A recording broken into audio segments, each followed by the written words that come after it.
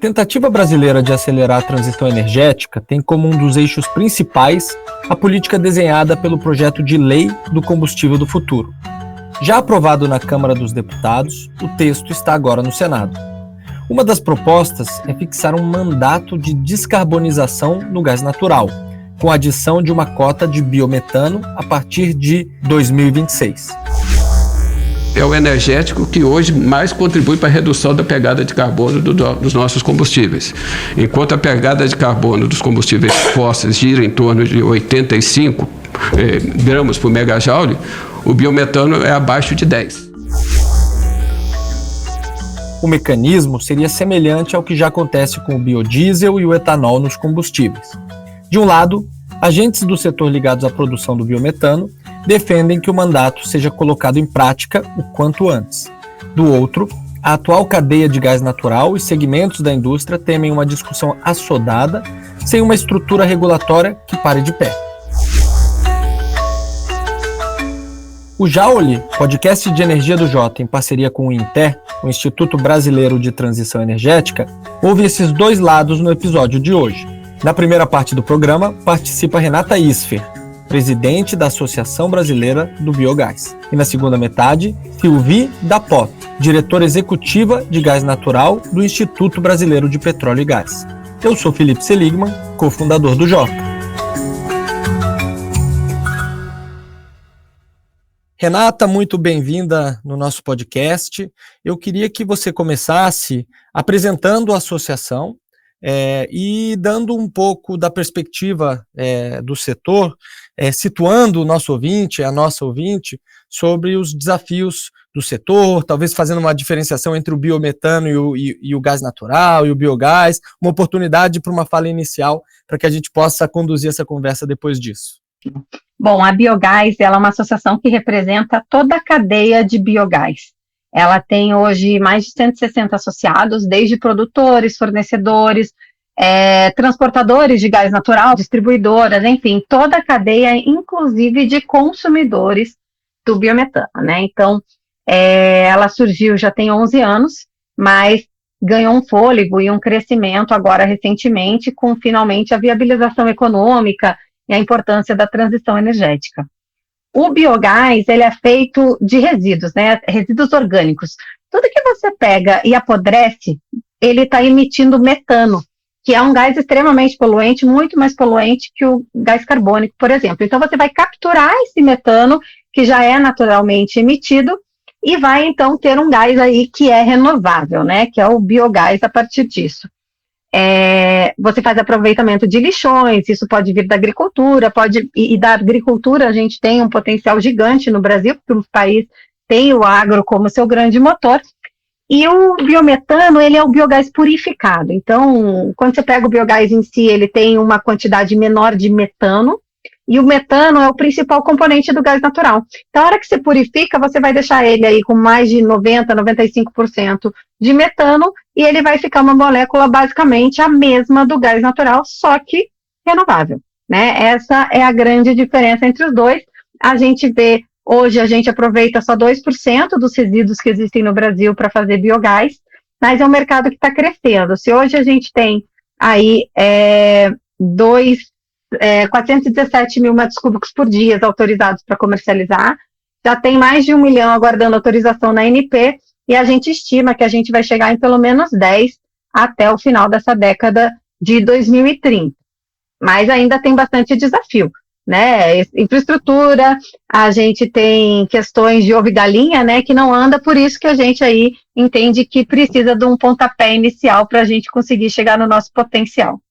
Eu ia te pedir, inclusive, para aprofundar um pouco mais sobre esses pontos que você começou a falar, que é da importância do biogás e do biometano para a discussão da transição energética e o potencial desse mercado. Você falou um pouco de como a gente está, de quantos, né, do tamanho já de pedidos de autorização, mas na visão de vocês, rapidamente, antes da gente entrar para as questões regulatórias, o potencial desse mercado, digamos assim, a visão de futuro que vocês têm para o biogás e para o biometano. O biometano e o biogás também, nesse caso, eles são uma forma de você promover a economia circular, né? qual que é a beleza dele? Você vai aproveitar algo que é um problema ambiental hoje, né? Você tem, como que você vai descartar o lixo, né? Como que você faz o tratamento? Por exemplo, hoje no Brasil a gente ainda tem muito problema de lixão, a gente tem os aterros. O Brasil produz cerca de 80 milhões de toneladas de resíduos por ano. É todo tipo de lixo, desde o que sai da casa da gente até os descartes de grandes indústrias e empresas. Você pode dar um endereçamento correto à parte dos resíduos orgânicos e você vai transformar isso numa energia renovável, né? Então, a ideia de economia circular, e você pode aproveitar o biogás e o biometano, então você pode usar, por exemplo, se a gente está falando de uma fazenda, você vai pegar o resíduo da fazenda, vai fazer o biogás para gerar energia elétrica, o biometano pode abastecer os caminhões, os tratores, pode virar biofertilizante, e você, com isso, você tem essa economia circular, né? Tem um projeto de São José dos Campos que, inclusive, é muito legal. Eles pegam o biogás do aterro para gerar energia elétrica para a própria iluminação pública, né? Então, essa noção de economia circular, e ele serve para a descarbonização de setores chaves da economia que são de difícil descarbonização. Então, por exemplo, a energia elétrica hoje no Brasil ela já é bastante renovável, mas a parte de transporte ainda é um problema, principalmente o transporte pesado. Só 6% dos veículos que tem número de veículos é de caminhão, mas ele é responsável por mais da metade das emissões. E hoje a gente não tem aqui no Brasil, por exemplo, caminhão elétrico.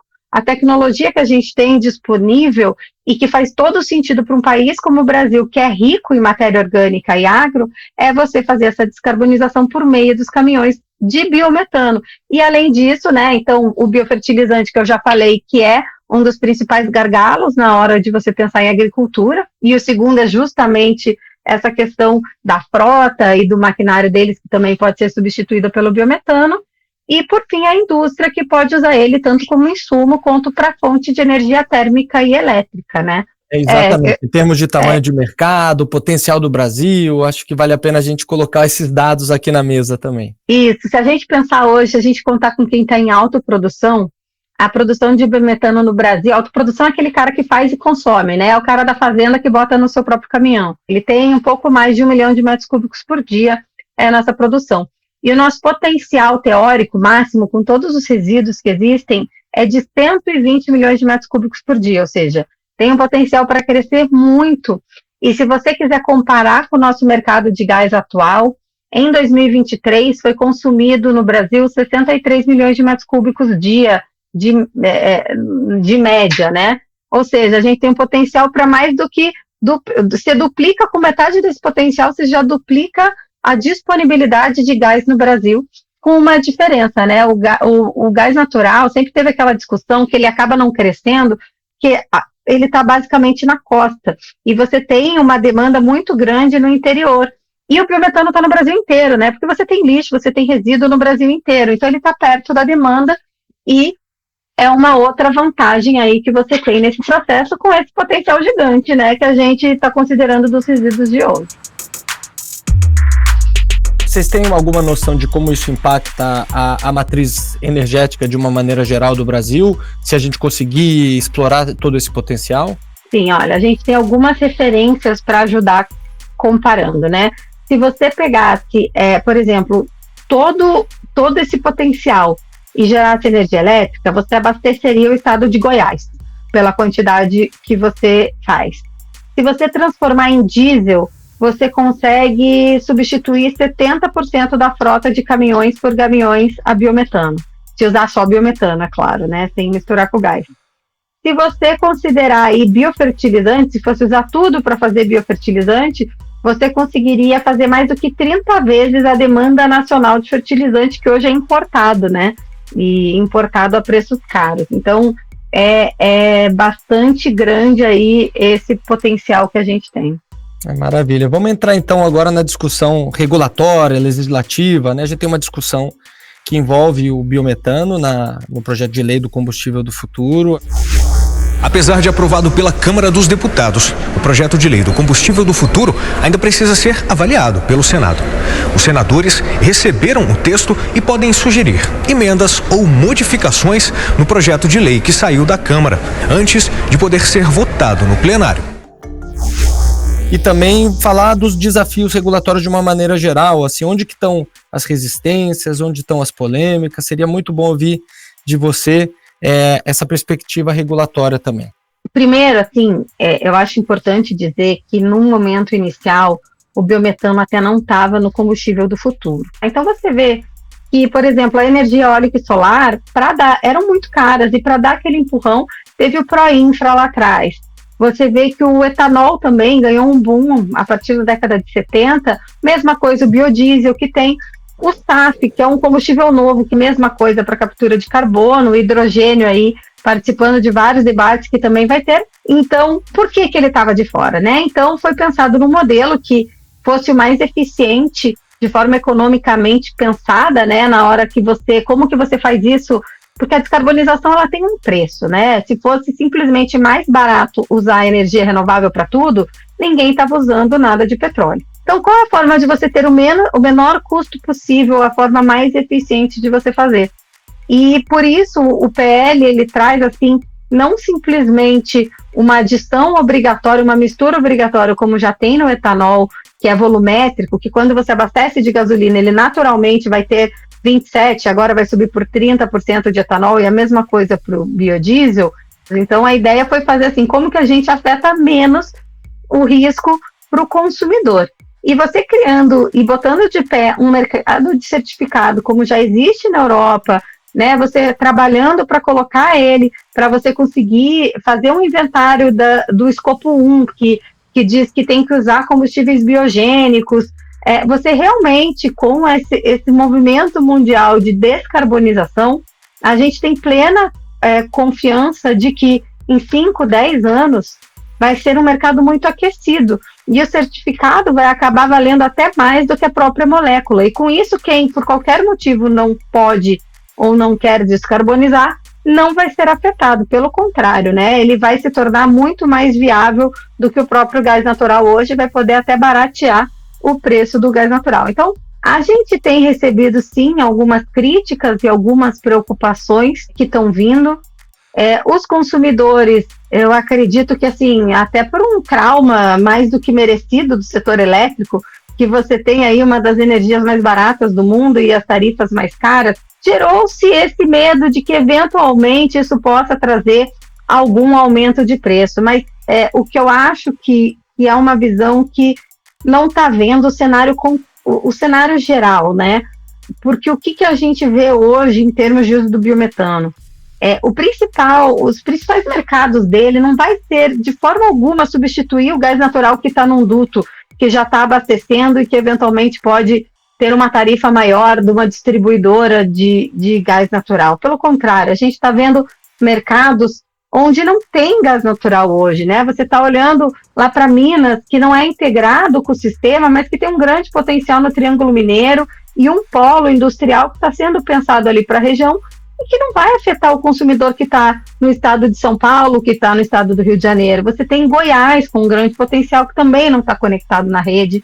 Além disso, o mercado de certificado, num médio e longo prazo, ele vai baratear, porque a partir do momento que você não precisa, que ele não vai ser obrigado a aposentar aquele certificado, como acontece no RenovaBio, ele vai poder vender, esse mercado vai aquecer e vai até o produtor, a hora que o certificado dele estiver valendo bastante, ele vai poder vender mais barata a molécula para competir com a molécula de gás natural. E considerando que a gente está num mercado aqui que é dominado por um agente dominante, né? Ele tem um agente principal, que é formador de preço. Na hora que você tiver essa multiplicidade, essa competitividade, e separando com atributo bem valorizado, você vai ter competição no gás natural. E, finalmente, o Brasil vai deixar de ter esse preço tão caro. Mas isso num espaço maior de tempo, e lembrando também a reforma tributária que vai ter que lidar com a questão da Constituição que previu que os biocombustíveis têm que ter tarifa inferior à dos fósseis para garantir a competitividade. Então, assim, tem vários mecanismos de segurança, e mesmo numa análise de sensibilidade que a gente fez com vários preços de gás e vários preços de biometano, se você eventualmente chegasse se você substituísse o gás, de todo esse volume, o impacto seria aí de 1/3 de centavo em 2026. A gente realmente não entende essa resistência tão grande com essa preocupação com o preço, porque eu acho que algo não relevante pode acontecer no começo, mas nada que afete efetivamente a economicidade de quem utiliza o gás natural, ou que quer o biometano sem um custo extra, ou que não faz questão aí de descarbonizar.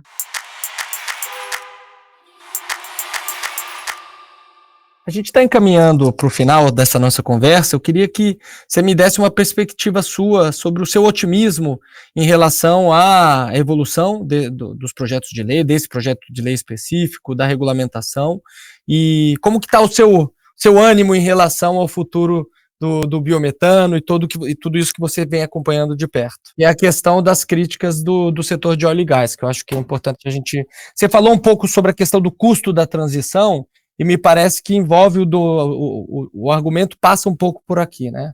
Passa. Eu acho que o principal da questão da indústria de petróleo, queira ou não queira, essa obrigação vai recair para eles, né? É natural essa resistência, né? Quem está num mercado que, queira ou não queira, está com uma perspectiva de encolhimento por uma necessidade do planeta, vai ter resistência a qualquer coisa que afete ali o seu negócio. De outro lado, quando você entra nos aspectos específicos que geralmente são tratados, na audiência pública, por exemplo, a Petrobras falou, primeiro, em análise de impacto regulatório, e essa questão da análise do impacto regulatório, na nossa visão, já é muito clara que ela tem que acontecer. Já existe legislação no Brasil que existe essa análise de impacto regulatório para quando o governo vai interferir em qualquer coisa. E o segundo ponto entra, na verdade, na mesma questão, né? É a questão que eles falam dos contratos que já estão assinados, que não pode afetar os contratos que já existem. E ele não vai afetar, porque efetivamente não pode afetar os contratos. Não tem como uma lei afetar um contrato, né? Isso é protegido pela Constituição e em nenhum momento o PL se propôs ou deu qualquer indício de que afetaria os contratos. Então, por exemplo, na audiência pública, a Petrobras também falou que o interesse dela com o biometano, que está nos planos de negócio, antes mesmo do PL, já estava nos planos de negócio da Petrobras comprar biometano. Então, assim, não é algo que ele vai poder fazer isso, não vai precisar mexer nos contratos anteriores. Então, na nossa visão, é até óbvio que não vai mexer nesses contratos, mas a gente, enfim, se eles precisarem dessa tranquilidade, a gente está sempre aberto a conversar. Perfeito. Para encerrar, aquela mensagem final, até para a gente seguir aqui nas nossas próximas conversas. Olha, a gente acredita que esse é um projeto de Brasil, que é muito importante e é um projeto de mundo, né? A gente entende que o Congresso brasileiro e o governo estão entendendo a importância que tem e a importância do Brasil no cenário mundial, da gente mostrar que a bioenergia, que as soluções que tem aqui também são importantes nesse cenário. A gente não pode só olhar para o que vem de fora, né? Especialmente num país tão rico em recursos naturais renováveis como é o Brasil. Renata, muito obrigado. Obrigada a você, Felipe. Tchau, tchau. Silvi, muito bem-vinda no nosso podcast. Eu queria que você pudesse começar de uma maneira mais ampla possível, mais resumida possível, da visão do setor de óleo e gás, do setor de quem cuida da área de gás natural dentro do IBP, em relação à discussão que a gente acompanha hoje no Legislativo sobre o combustível do futuro e mais especificamente sobre a questão do biometano. Sim, Felipe, obrigada pelo convite, obrigada por estar aqui. Muito importante essa discussão, viu? E eu acho que eu preciso fazer uma premissa, porque pode parecer que quem produz gás natural é contra o biometano. Nada disso. Os produtores de gás natural, eles são muito favoráveis ao biometano. O biometano é uma riqueza, mais uma riqueza energética do Brasil que precisamos aproveitar. Junto com os outros biocombustíveis, né, um fator muito potente de descarbonização. Inclusive o gás natural, a diferença dos outros biocombustíveis, o biometano é totalmente intercambiável com o gás natural, ou seja, ele não precisa de nenhuma preparação para ser injetado tanto nas redes, né, de transporte e distribuição de gás, ou também nos processos produtivos de quem usa o gás natural, não? É a mesma molécula. Então, isso porque, né, é importante aqui, quem nos escuta, saber que tem uma diferença entre o biogás e o biometano. O biometano é o gás extraído bruto de várias fontes, né, muitas vezes rejeitos, né, lixo, e aí ele precisa ser refinado, esse biogás, para retirar impurezas e para que ele chegue na especificação do gás natural, e aí a gente chama isso de biometano. E aí, fazendo um pouquinho na parêntese, a nível internacional, os produtores de petróleo e gás estão investindo muito em produção de biometano. Ano passado, uma empresa muito grande, uma Majors, nos Estados Unidos, comprou a maior empresa de produção de biometano, portanto, se tornou também, não somente uma Majors de óleo e gás, mas também a maior, se não uma das maiores empresas de biometano nos Estados Unidos. E o mesmo trend está acontecendo na Europa. Então, tem empresas originariamente de óleo e gás que estão expandendo. Podemos ver uma Total Energies na França, né?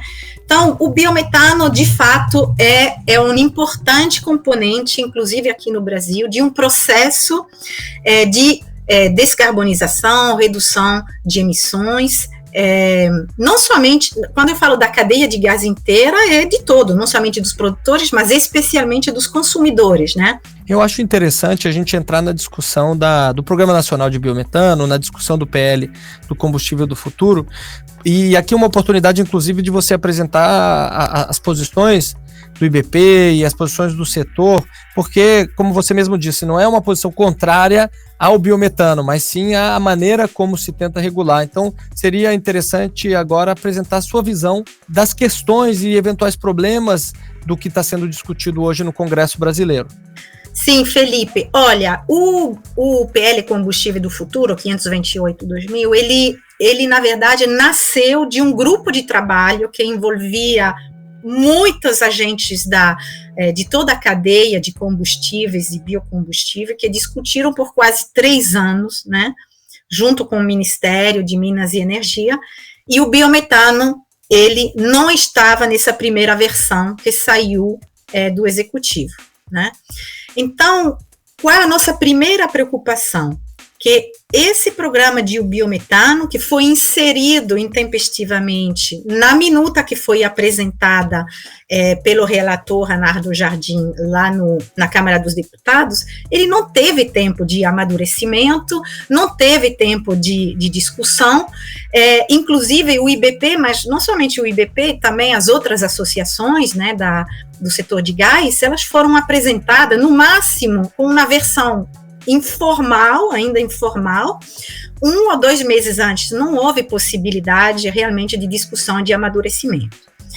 É também uma inserção num PL extremamente importante, mas que se trata de mobilidade, né? Então, estamos lá com combustível, etanol, biodiesel, SAF, etc., que tratam de mobilidade, que o transporte, a gente sabe que é o típico hard to abate sector, então, mas aqui, quando a gente fala de biometano, a gente fala do setor do gás, que tem um consumo, não somente para o transporte, que é uma pequena parte, né, de gás natural, que é usado no transporte, mas também na indústria, no residencial, né, e aí a nossa posição é que não é adequado colocar um mandato para um mercado que está em pleno desenvolvimento e para um mandato, e que esse mandato vai acarretar, e vou entrar mais em detalhe, em custos para aqueles consumidores que não necessariamente querem descarbonizar ou querem descarbonizar dessa forma.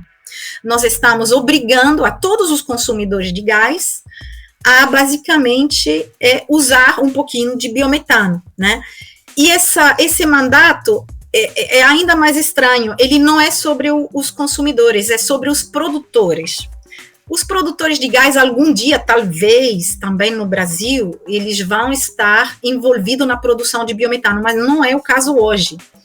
Então, uma das nossas preocupações, aqui representando os produtores de gás natural, é que a gente não tem controle sobre a produção de biometano. A gente não, esse gás, a gente não consegue, por exemplo, como é feito com biodiesel, comprar ele, inserir ele onde o nosso gás entra, que é na UPGN, ter um controle até da qualidade, né, do volume e que é inserido, colocar na rede. Se isso for o caso, a gente até poderia pensar, né, se isso é adequado, mas a gente não tem nenhum controle. A gente vai ter só o ônus, né, de comprar biometano ou certificados e depois revendê-los. Né? Então, estamos obrigando a gente que nada tem a ver, né? Como se eu na padaria eu de repente vou pedir para vender tijolo.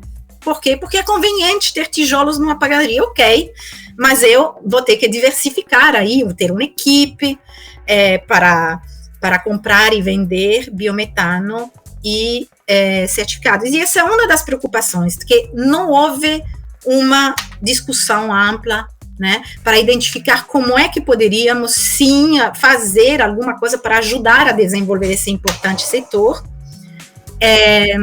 mas dessa forma, como foi feito, não nos parece a melhor maneira.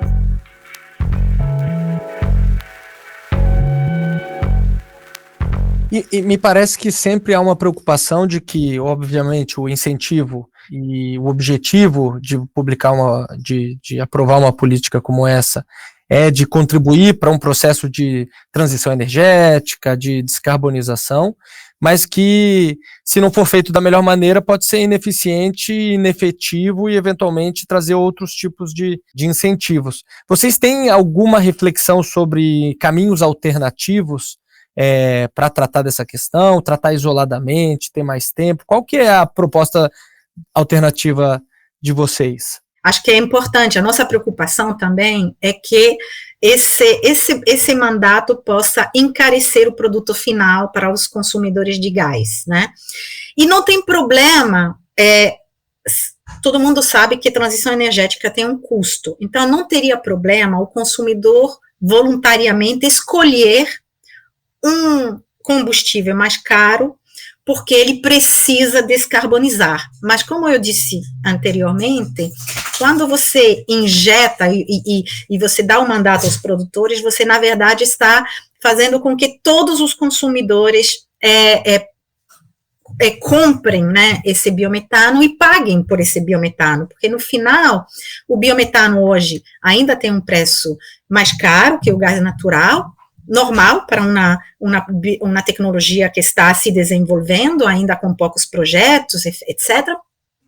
Mas esse diferencial, ele vai acabar sendo ter pago pelos consumidores. Então, tanto os produtores como os consumidores estão muito preocupados com esse impacto. Como não impactar, né? Nesse sentido, é deixar o mercado fazer suas escolhas. Hoje em dia, o biometano já é vendido no mercado voluntário de biometano. Tem grandes consumidores que estão comprando esse biometano, outros que estão querendo comprar o biometano, mas não estão achando. Hoje tem mais demanda que oferta de biometano. Isso também é um motivo de preocupação, porque quando tem mais demanda que oferta, os preços sobem também. E então a gente acredita que não é através de um mandato. Através de um mandato a gente pode até ter o efeito contrário, que o mercado obrigatório vai matar o mercado voluntário, né? Onde, na verdade, vai impedir que aqueles consumidores que comprariam espontaneamente porque querem colocar, né, no seu relatório de sustentabilidade, né, nas suas declarações que estão usando o biometano, pode ser que eles não encontrem esse biometano disponível, né? Ao mesmo tempo que consumidores que nada tem a ganhar, né, uma Dona Maria, a padaria da esquina, será obrigado, se esse mandato for para frente do jeito que ele está, a pagar, né, por isso. E aí, você fez uma pergunta importante, que é como podemos fazer isso de maneira diferente. E aí eu confesso que, né, nesses últimos 4, 5 meses que estivemos olhando esse programa de biometano, nós tivemos muito tempo para pensar em alternativas. Era mais uma estratégia de defesa, de fazer entender, né, tanto o relator como o poder público, de por que isso impactaria, por que talvez não chegaria aos efeitos que eles pretendem.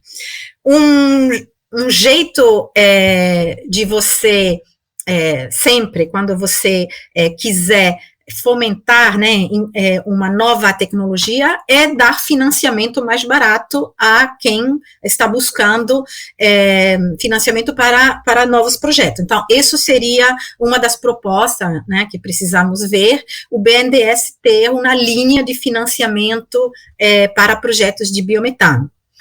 Outros, obviamente, que me vêm na cabeça, assim, são um tratamento fiscal favorável, né, que já tem, em alguns estados tem, mas poderia ir um pouquinho mais para frente. Até na reforma tributária tem proposta, né, que todos os biocombustíveis sejam isentos, então isso é muito bom.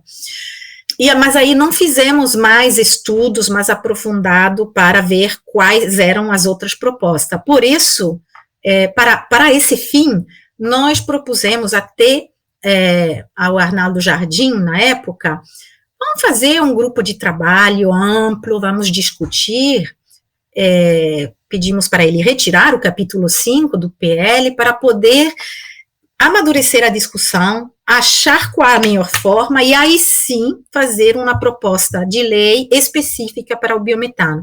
Ele não acolheu esse nosso pedido, uma pena, porque eu acho que precisa de muita reflexão ainda. Para a gente finalizar, queria um pouco das suas perspectivas em relação aos próximos passos e o quão otimistas ou pessimistas vocês estão em relação à possibilidade dessa discussão ganhar um tempo a mais e eventualmente ter a reflexão que, na visão de vocês, é necessária. Olha, Felipe, uma coisa positiva é que a gente ganhou um pouquinho de tempo no Senado. O relator no Senado, o senador veneziano, ele se declarou disposto a ouvir todas as partes, ele promoveu 2 audiências públicas, eu participei já de 2, e ele realmente está com disponibilidade para ouvir todas as partes. Por outro lado, a gente ficou com tempo, né, de discutir e se aproximar com todas aquelas associações de consumidores, também outros produtores, né, que também são preocupados. E, às vezes, nessas discussões, aparecem novos fatos, novas ideias que a gente está agora levando tanto para o senador veneziano, como também discutindo com o MME. Acho que foi bom essa disposição a escutar todas as partes, que não tivemos, né, na Câmara, e acho que, dessa forma, apesar de não ter muita esperança que o capítulo 5 seja retirado para, posteriormente, ser trazido para um novo PL, mas talvez a gente consiga um instrumento que seja menos nocivo e mais eficiente no que ele se propõe. Então, é isso que estamos fazendo, discussões amplas com todos os agentes da cadeia, inclusive com agentes produtores de biometano, e aqui eu posso dizer que nem todos os produtores de biometanos estão alinhados com esse tipo de instrumento, né? Tem produtores que acham que não precisa, e essa troca de ideias, essas discussões são muito importantes.